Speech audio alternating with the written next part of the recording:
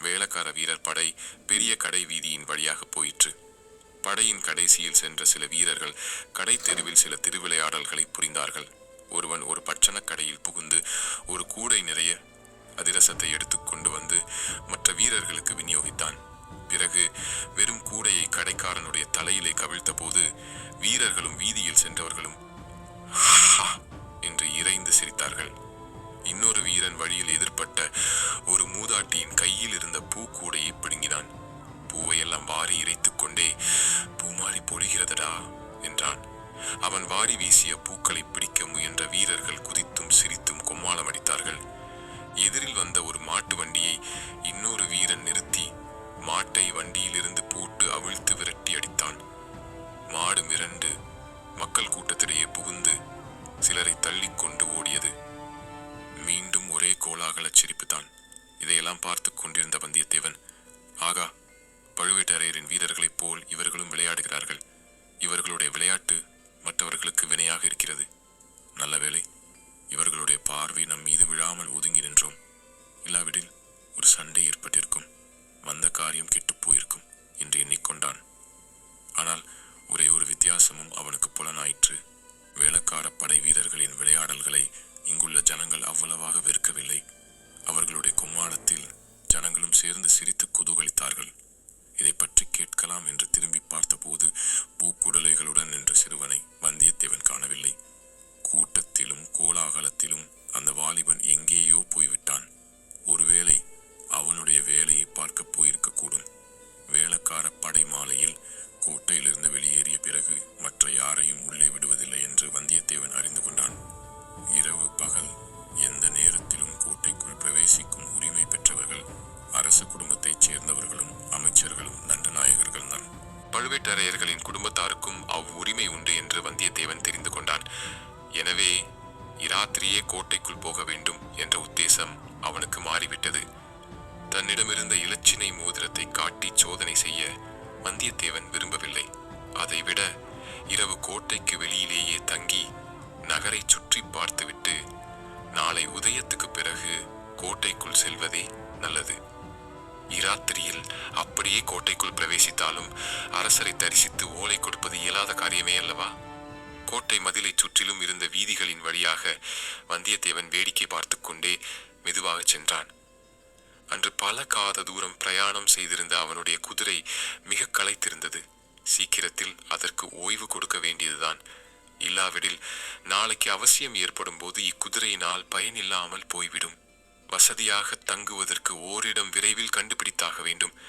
தஞ்சைபுரி அப்போது புதிதாக பல்கி பெருகி பறந்து வளர்ந்து கொண்டிருந்த நகரம். அதிலும் அப்போது மாலை நேரம். நூற்றுக்கணக்கான வீதி விளக்குகள் ஏற்றப்பட்டு ஒளி வீசத் தொடங்கியிருந்தன. வீதிகளெல்லாம் ஜே ஜே என்று ஒரே ஜனக்கூட்டம். வெளியூர்களில் இருந்து பல அலுவல்களின் நிமித்தமாக வந்தவர்கள் அங்கும் இங்கும் சென்று கொண்டிருந்தார்கள். அவர்களில் சோழ நாட்டு பட்டணங்களில் இருந்தும் கிராமங்களில் இருந்தும் வந்தவர்களும் இருந்தார்கள். புதிதாக சோழ சாம்ராஜ்யத்துக்கு உட்பட்டிருந்த நாடுகளில் இருந்து வந்தவர்களும் காணப்பட்டார்கள். பொருணை நதியிலிருந்து பாலாற்றங்கரை வரையிலும், கீழே கடற்கரையிலிருந்து மேற்கு கடற்கரை வரையிலும் பரந்திருந்த தேசங்களில் இருந்து தலைநகருக்கு பலர் வந்திருந்தார்கள். விந்திய மலைக்கு வடக்கே இருந்து வந்தவர்களும் கடல் கடந்த நாடுகளில் இருந்து வந்தவர்களும் கூட சிலர் அம்மாநகரின் வீதிகளில் ஆங்காங்கே தோன்றினார்கள். ஆப்பம், அதிரசம் முதலிய தின்பண்டங்கள் விற்ற கடைகளில் மக்கள் ஈ மொய்ப்பது போல் மொய்த்து அப்பண்டங்களை வாங்கிக் கொண்டிருந்தார்கள். வாழைப்பழங்களும் வேறு பலவித கனிகளும் மலை மலையாக குவிந்து கிடந்தன. பூக்கு கடைகளை பற்றியோ சொல்ல வேண்டியதில்லை. முல்லையும் மல்லிகையும் திரு ஆத்தியும் செண்பகமும் புஷ்ப குன்றுகளைப் போல் காட்சி தந்தன. அந்த மலர் குன்றுகளை சுற்றி பெண்மணிகள் வண்டுகளைப் போல் ரீங்காரம் செய்து கொண்டு மொய்த்தார்கள். புஷ்பக் கடைகளின் அருகில் சென்றதும் வந்தியத்தேவன் அந்த பூக்கார வாலிபனை நினைத்து கொண்டான். அவனை மறுபடியும் பார்க்க கூடுமானால் எவ்வளவு சௌகரியமாயிருக்கும். இந்த நகரில் வசதியாக தங்குவதற்கு ஓரிடம் அவனை கேட்டு தெரிந்து கொள்ளலாம் அல்லவா? இப்படி எண்ணிய போதே சற்று தூரத்தில் அந்த வாலிபன் வந்து கொண்டிருப்பதை வந்தியத்தேவன் கண்டான். குதிரையிலிருந்து இறங்கி அவனை அணுகினான். தம்பி, பூக்குடலைகளில் ஒன்றையும் காணோமே. பூவெல்லாம் எங்கே? விற்றாகிவிட்டதா என்றான். விற்பதற்காக நான் பூ கொண்டு வரவில்லை. கோயில் பூஜைக்காக பூ கொண்டு வந்தேன். பூவை கொடுத்தாகிவிட்டது. வீட்டுக்கு திரும்பி போகிறேன். எந்த கோயிலுக்கு நீ இந்த புஷ்ப கைங்கரியம் செய்கிறாய்? தளிக்குளத்தார் ஆலயம் என்று கேட்டதுண்டா? ஓகோ, தஞ்சை தளிக்குளத்தார் என்று கேள்விப்பட்டிருக்கிறேன். அந்த கோவில்தான் போல் இருக்கிறது. பெரிய கோவிலா அது? இல்லை, சிறிய கோவில்தான். கொஞ்ச காலமாக இத்தஞ்சையில் துர்க்கையம்மன் கோவிலுக்குத்தான் மகிமை அதிகம். அங்கேதான் பூஜை, பொங்கல், பலி, திருவிழா, ஆர்ப்பாட்டங்கள் அதிகம். அரச குடும்பத்தாரும் பழுவேட்டரையர்களும் துர்க்கை அம்மன் கோவிலுக்குத்தான் அதிகமாக போகிறார்கள். தளிக்குளத்தார் கோவிலுக்கு அவ்வளவு மகிமை இல்லை. தரிசனம் செய்ய ஜனங்கள் அவ்வளவாக வருவதில்லை. நீ இந்த புஷ்ப கைங்கரியம் செய்து வருகிறாயே, இதற்காக ஏதேனும் சன்மானம் உண்டா? எங்கள் குடும்பத்துக்கு இதற்காக மானியம் இருக்கிறது. என் பாட்டனார் காலத்திலிருந்து கண்டராதித்த சக்கரவர்த்தி விட்ட நிபந்தம் உண்டு. தற்சமயம் நானும் என் தாயாரும் இந்த கைங்கரியத்தை செய்து வருகிறோம். தளிக்குளத்தார் கோயில் செங்கல் திருப்பணியா அல்லது கருங்கல் பணி செய்திருக்கிறார்களா என்று வல்லவரையன் கேட்டான். அவன் வருகின்ற வழியில் பல செங்கல் கோயில்களுக்கு கருங்கல் திருப்பணி நடந்து கொண்டிருப்பதை பார்த்திருந்தபடியால் இவ்விதம் கேட்டான். இப்போது செங்கல் கோயில்தான், கருங்கல் திருப்பணி விரைவில் தொடங்கும் என்று கேள்வி. இந்த திருப்பணியை உடனே நடத்த வேண்டும் என்று பழையாறை பெரிய பிராட்டியார் விரும்புகிறாராம். ஆனால் என்று அந்த வாலிபன் தயங்கி நிறுத்தினான். ஆனால் என்ன? பராபரியாக கேள்விப்பட்டதையெல்லாம் சொல்லுவதில் என்ன பயன்? பகலில் பக்கம் பார்த்து பேசு, இரவில் அதுவும் பேசாதே என்று சொல்ல கேட்டிருக்கிறேன். இதுவோ நாற்சந்தியும் கூடும் இடம், நம்மை சுற்றிலும் ஜனங்கள். இந்த மாதிரி இடத்திலே நின்றுதான் தைரியமாக எந்த ரகசியமும் பேசலாம். இந்த பெருங்கூட்டத்திலும் இரைச்சலிலும் நம்முடைய பேச்சு யார் காதிலும் விழாது. பேசுவதற்கு இரகசியம் என்ன இருக்கிறது என்றான் அந்த வாலிபன். வந்தியத்தேவனை கொஞ்சம் சந்தேகத்துடன் பார்த்து, ஆகா, இந்த பிள்ளை நல்ல புத்திசாலி. இவனுடன் சிநேகம் செய்து கொள்வதில் லாபம் உண்டு. பல விஷயங்களை அறியலாம். ஆனால் இவன் மனத்தில் வீண் சந்தேகத்தை உண்டாக்கக்கூடாது. இவ்விதம் வந்தியத்தேவன் எண்ணி, ஆமாம், இரகசியம் என்ன இருக்கிறது? ஒன்றுமில்லைதான். போனால் போகட்டும் தம்பி. இரவு எங்கேயாவது நான் நிம்மதியாக தூங்க வேண்டும். வெகு தூரம் பிரயாணம் செய்து மிகவும் களைப்படைந்திருக்கிறேன். எங்கே தங்கலாம்? ஒரு நல்ல விடுதிக்கு வழிகாட்டி எனக்கு உதவி செய்ய முடியுமா என்று கேட்டான். இந்த நகரில் தங்குவதற்கு இடங்களுக்கு என்ன குறைவு? சத்திரங்கள் எத்தனையோ இருக்கின்றன. அயல் நாடுகளில் இருந்து வருகிறவர்களுக்கென்று ஏற்பட்ட ராஜாங்க விடுதிகளும் இருக்கின்றன.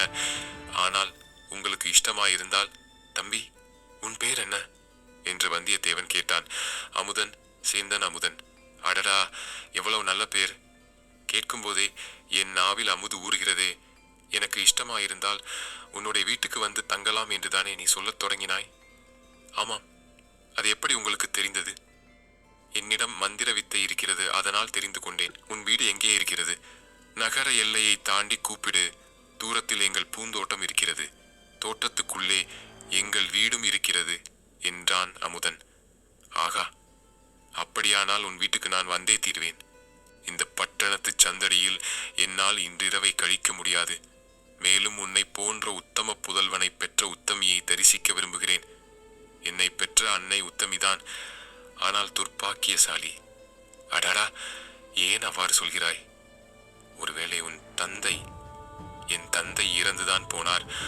ஆனால் அது மட்டுமில்லை, என் தாய் பிறவியிலேயே துர்ப்பாக்கியசாலி. பார்த்தால் தெரிந்து கொள்வீர்கள். வாருங்கள், போகலாம். அரை நாழிகை நேரம் நடந்து அவர்கள் நகர்ப்புறத்துக்கு அப்பால் இருந்த பூந்தோட்டத்துக்கு வந்து சேர்ந்தார்கள். இரவில் மலரும் பூக்களின் இனிய மனம் வந்தியத்தேவனுக்கு அபூர்வ சுகமயக்கத்தை உண்டாக்கியது. நகரத்தின் வீதிகளில் எழுந்த கோலாகல இரைச்சலும் சந்தடியும் அங்கே அவ்வளவாக கேட்கவில்லை. பூந்தோட்டத்தின் மத்தியில் ஓட்டு வீடு ஒன்று இருந்தது.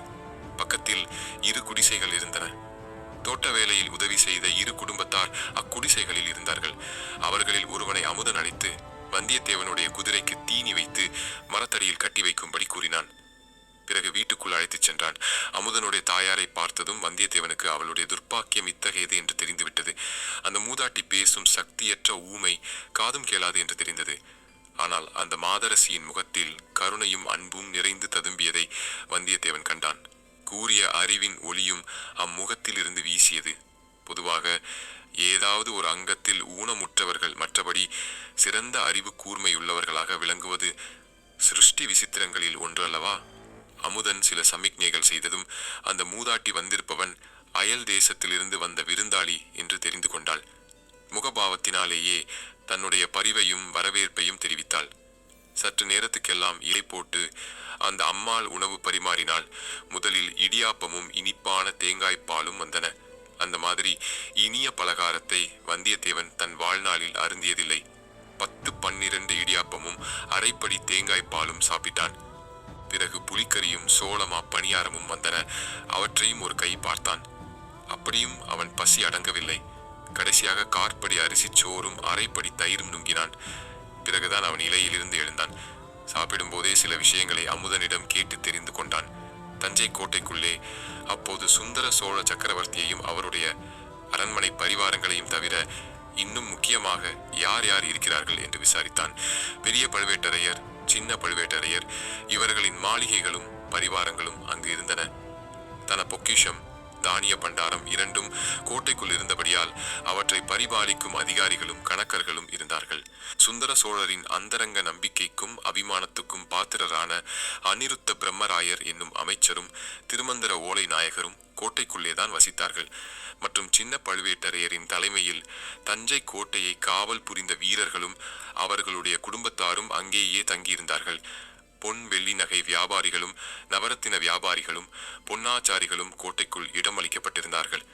பெரிய பழுவேட்டரையரின் கீழ் வரி விதிக்கும் வேலை பார்த்த நூற்றுக்கணக்கான அலுவலர்கள் இருந்தனர். துர்க்கையம்மன் கோயில் கோட்டைக்குள்ளேதான் ஒரு மூலையில் இருந்தது.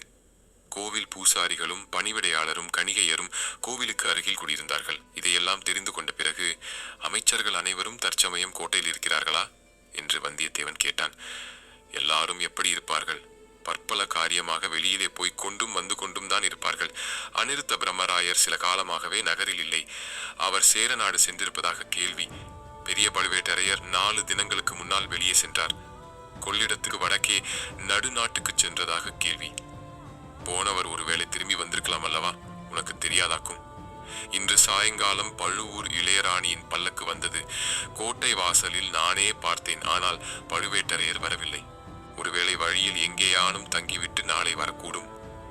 தம்பி, இளவரசர் மதுராந்தகத்தேவரும் கோட்டைக்குள்ளேதானே தங்கியிருக்கிறார்? ஆமா, பழுவேட்டரையர் அரண்மனைக்கு பக்கத்தில் மதுராந்தகரின் மாளிகை இருக்கிறது. சின்ன பழுவேட்டரையரின் திருமகளை மனம் புரிந்த மருமகர் அல்லவா? ஓஹோ, அதுவும் அப்படியா? எனக்கு இதுவரையில் தெரியாதே. ரொம்ப பேருக்கு தெரியாதுதான்.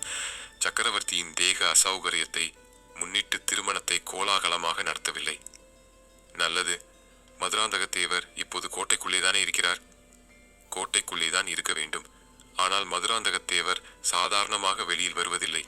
மக்கள் அவரை பார்க்க முடிகிறதும் இல்லை.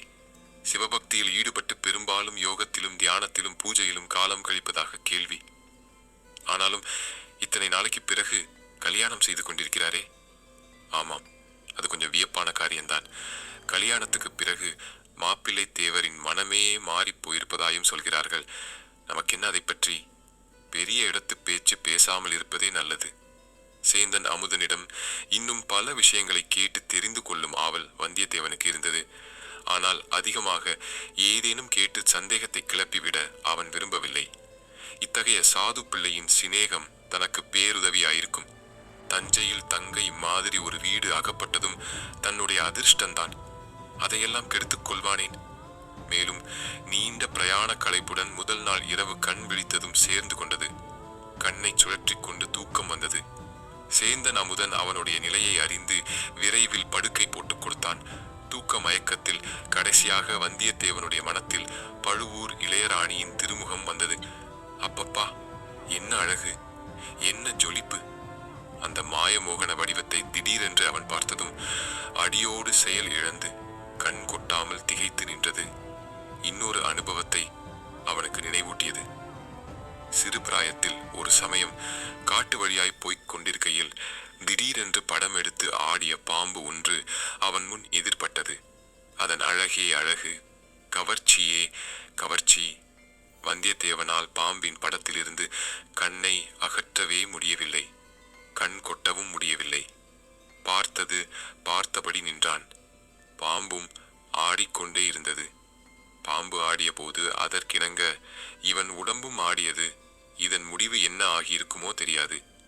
திடீரென்று ஒரு கீரிப்பிள்ளை வந்து பாம்பின் மீது பாய்ந்தது. இரண்டும் துவந்த யுத்தம் தொடங்கின. அந்த சந்தர்ப்பத்தை பயன்படுத்தி கொண்டு வந்தியத்தேவன் ஒரே ஓட்டமாக ஓடி வந்து விட்டான். சிச்சி, என்ன உதாரணம்! இந்த புவன மோகினியான சுந்தராங்கிய படம் எடுத்த பாம்புக்கா ஒப்பிடுவது? இவளுடைய பால் வடியும் முகத்தை ஒரு தடவை பார்த்தாலும் பசி தீர்ந்து விடுமே. நாளைக்கு அவளை மறுபடி காணப்போகிறோம் அல்லவா? அவளுடைய குரலிலேதான் என்ன மதுரம்! இவள் ஒரு அபூர்வமான அழகிதான். ஆனால் குடந்தை சோதிடர் வீட்டிலும் அரிசில் ஆற்றங்கரையிலும் பார்த்த அந்த இன்னொரு பெண், அவளுடைய முகத்திலும் காந்தி ஒளிவிட்டது, அழகு சுடர்விட்டது. இரண்டு முகங்களும் சுந்தர முகங்களாயினும் அவற்றுக்குள் எத்தனை வேற்றுமை! அதில் கம்பீரமும் பெருந்தன்மையும், இதில் மோகனமும் கவர்ச்சியும். இப்படி அவன் உள்ளம் அந்த இரு மங்கையரின் முகங்களையும் ஒப்பிட்டுக் கொண்டிருந்த போது மற்றொரு மங்கை வந்து குறுக்கிட்டாள். சர்வாதிகார கொடுங்கோல் அரசியான நித்திராதேவி வந்தியத்தேவனை பரிபூரணமாக ஆட்கொண்டாள். கேட்பாள், நாளைக்கு அவளை மறுபடி காணப்போகிறோம் அல்லவா? அவளுடைய குரலிலேதான் என்ன மதுரம்! இவள் ஒரு அபூர்வமான அழகிதான். ஆனால் குடந்தை சோதிடர் வீட்டிலும் அரிசில் ஆற்றங்கரையிலும் பார்த்த அந்த இன்னொரு பெண், அவளுடைய முகத்திலும் காந்தி ஒளிவிட்டது, அழகு சுடர்விட்டது. இரண்டு முகங்களும் சுந்தர முகங்களாயினும் அவற்றுக்குள் எத்தனை வேற்றுமை! அதில் கம்பீரமும் பெருந்தன்மையும், இதில் மோகனமும் கவர்ச்சியும். இப்படி அவன் உள்ளம் அந்த இரு மங்கையரின் முகங்களையும் ஒப்பிட்டுக் கொண்டிருந்த போது மற்றொரு மங்கை வந்து குறுக்கிட்டாள். சர்வாதிகார கொடுங்கோல் அரசியான நித்திராதேவி வந்தியத்தேவனை பரிபூரணமாக ஆட்கொண்டாள். கேட்பாள். என்ன நண்பர்களே, இந்த கதை பிடிச்சிருக்கா? கதை பிடித்திருந்தால் லைக் செய்து உங்கள் நண்பர்களுக்கும் பகிருங்கள். இந்த கதையை பற்றிய உங்கள் கருத்துக்களை கமெண்டில் தெரிவியுங்கள். நீங்க நம்ம சேனலுக்கு புதியவரா இருந்தா சப்ஸ்கிரைப் செய்து பெல் நோட்டிபிகேஷனையும் ஆன் செய்ய மறந்துடாதீங்க.